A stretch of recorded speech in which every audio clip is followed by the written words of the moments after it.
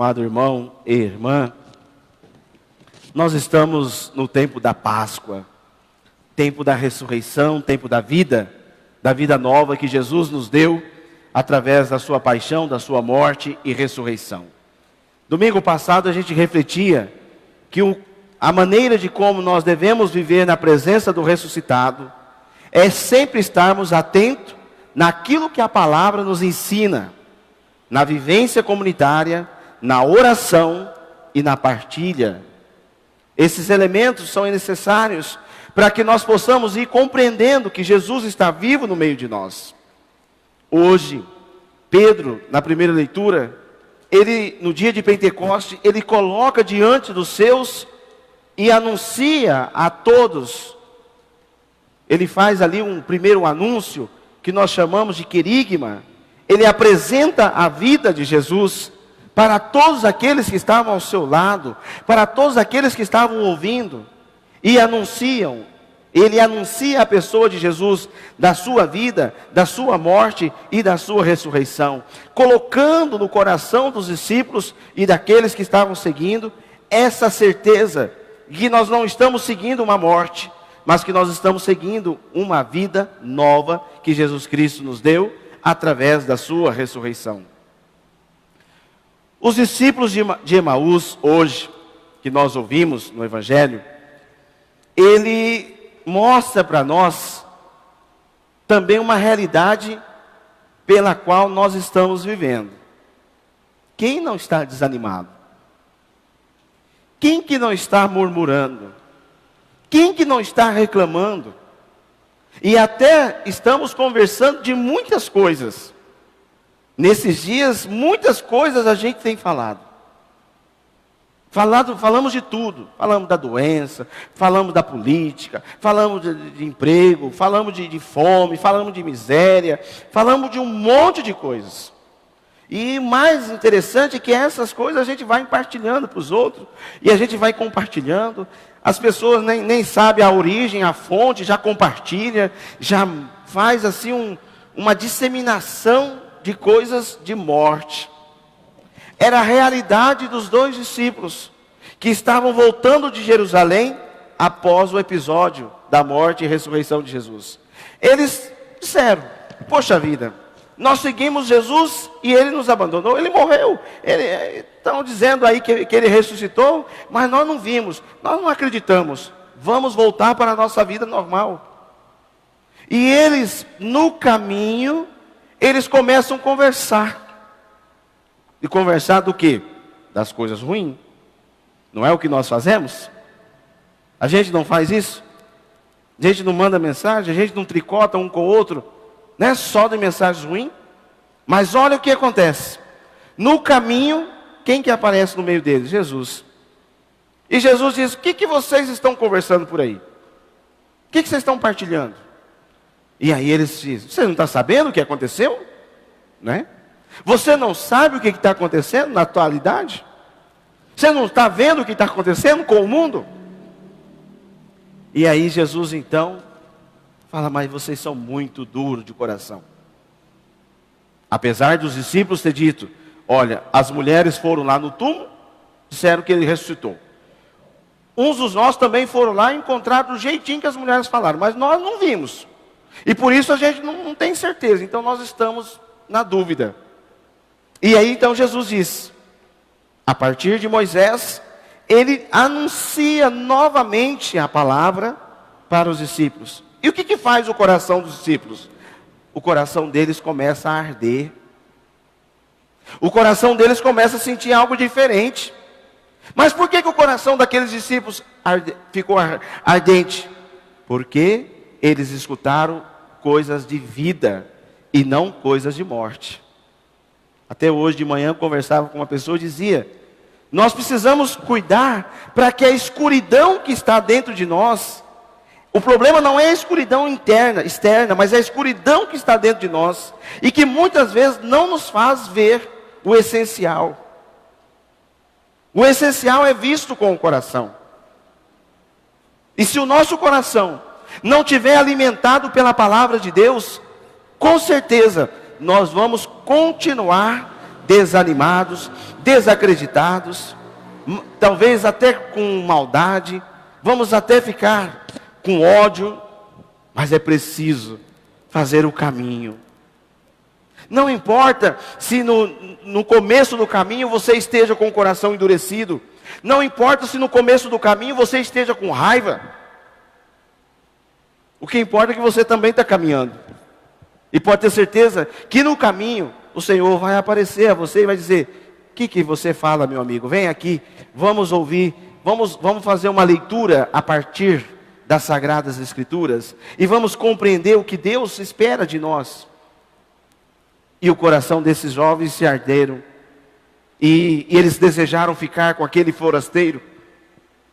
Olha, eles não conheceram, mas eles desejaram ficar perto daquele, a tal ponto de dizer: fica conosco, Senhor, porque a noite já vem, a noite já está adiantada. E aí, quando sentam à mesa, em volta da mesa, quando partilham o pão, eles reconhecem Jesus. Mas por que eles reconheceram Jesus? Porque no caminho eles escutaram a palavra de Deus. O que nós precisamos fazer nos dias de hoje? Nós precisamos fazer com que essa palavra de Deus ilumine o nosso caminhar, ilumine também o nosso dia a dia, as partilhas, né? O que a gente está falando, o que a gente conversa ultimamente. Nossa, é muito desanimador. Você abre uma rede social, não tem nada de proveito. Você para num grupo de pessoas que está ali conversando, você só vê coisas que não tem sinal de vida. A escuridão, ela não está fora, ela está dentro de nós. Mas no sábado santo, Cristo Jesus nos iluminou com a sua luz. E a sua luz vem para dissipar as trevas que estão presentes nos nossos corações.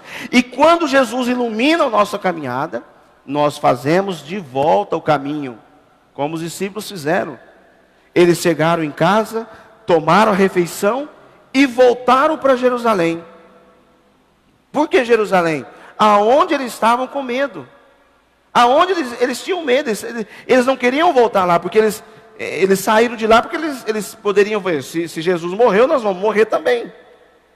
Olha o que é a palavra de Deus e que a Eucaristia pode fazer na nossa vida. Pode fazer a gente fazer o mesmo caminho, mas de forma diferente. O que nós precisamos ter é coragem de também dizer para o Senhor: Senhor, fica conosco.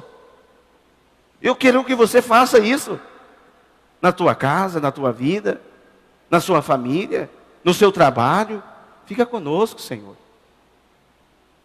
Mas para que o Senhor fique com você precisa escutar a palavra, né? Porque diante de uma morte, diante de uma pandemia, diante de tantas coisas ruins, a gente fica meio que sem saber o que fazer. Aliás, a humanidade está assim. Mas esse tempo pascal está sendo um tempo bem propício para que a gente de fato viva verdadeiramente essa fé convicta em Jesus. Ele ressuscitou. E que nós também sejamos esses dois discípulos que fez o caminho do desânimo, mas no caminho encontrou a vida, e depois, alimentados-se pela palavra e pela Eucaristia, conseguiram retornar para casa, conseguiram voltar para os seus, e puderam dizer: não, de fato o Senhor está vivo, nós o vimos, então agora nós não podemos mais temer. Sábado passado eu dizia isso aqui na missa: se nós tivermos que começar do zero, que nós comecemos com aquilo que é essencial, com aquilo que é necessário. Mas nós precisamos desse resgate da humanidade. A nossa humanização, ela passa pela escuta da palavra de Deus. Meu querido irmão, minha querida irmã, às vezes, talvez o silêncio seja a melhor fala, ou a melhor resposta que nós podemos dar para algumas situações. Os discípulos de Emaús, eles tiveram a oportunidade de falar. Mas o que fez o coração deles arder foi o silêncio que eles fez diante da proposta de Jesus, diante do anúncio da palavra. Então, que tal durante essa semana você silenciar e permitir que Deus, na sua palavra, fale ao seu coração? Pode ter certeza que você vai sentir o mesmo vigor que esses 2 discípulos sentiram depois de partir o pão. Não há por que ficarmos parados na depressão, na doença, na morte, na tristeza, no desânimo, né? Não há por que. Cristo está vivo. E como é que nós percebemos isso? Quando nós estamos reunidos em comunidade. Quando nós sentamos para escutar o que o Senhor tem a nos dizer. E quando nós partilhamos o pão. Esse é o reflexo da nossa igreja. E nesse tempo, é necessário que nós também possamos viver isso. Com essa convicção. Não sendo mais um portador da má notícia. Seja um portador da boa notícia. Fale para os seus a novidade que é Jesus Cristo. Pois Ele não nos decepciona. Sabe por que nós ficamos decepcionados? Porque nós confiamos nas pessoas. E a nossa confiança tem que estar em Deus. E é por isso que a gente quebra a cara. É por isso que a gente, fica murmurando. Ou nós aprendemos a viver totalmente em Deus, abandonados em Deus, ou a gente vai ficar aí, murmurando, reclamando, jogando responsabilidade para o outro, se esquivando das responsabilidades e se afastando até mesmo do seu compromisso social, político, econômico, religioso, familiar, enfim, do compromisso com a vida.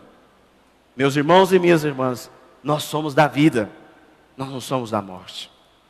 E por isso esse convite dos discípulos é o mesmo convite que nós queremos fazer nessa noite, para que Ele fique conosco. Quando você se sentir triste, desanimado, desacreditado, que você diga também isso: fica conosco, Senhor. Quando você não tiver mais respostas, e você não encontrar mais solução, que você possa dizer isso: fica conosco, Senhor. O mundo precisa que as pessoas entendam que o nosso Salvador morreu numa cruz. E por isso, por isso nós não estamos órfãos. Mas nós precisamos ter coragem. Nós precisamos ter ousadia de ir ao seu encontro, de escutar a sua palavra e de dizer: Senhor, venha comigo. A noite está avançando na minha vida. E a noite aqui pode significar o nosso medo, pode significar a nossa insegurança, pode significar tudo isso que nós estamos vivendo. Sim, a noite é isso. Mas se o convite do Senhor para ficar na nossa vida for efetivo, você pode ter certeza que nós vamos atravessar a noite. E depois da noite vem o quê? Vem um novo dia. O novo sol se levanta. Porque a cada manhã nasce uma oportunidade de uma nova civilização. Sejamos ressuscitados. E que Deus nos ajude a ter coragem, a ter ousadia, a ter confiança. Sejamos como Pedro, mesmo diante dos discursos de ódio, nos discursos de morte, nos discursos de violência, Pedro rebate anunciando Jesus. Olha a maneira de nós realmente ser luz neste mundo. Anunciar com a nossa própria vida aquilo que nós buscamos todos os dias pela nossa oração. Louvado seja nosso Senhor Jesus Cristo. Para sempre seja louvado.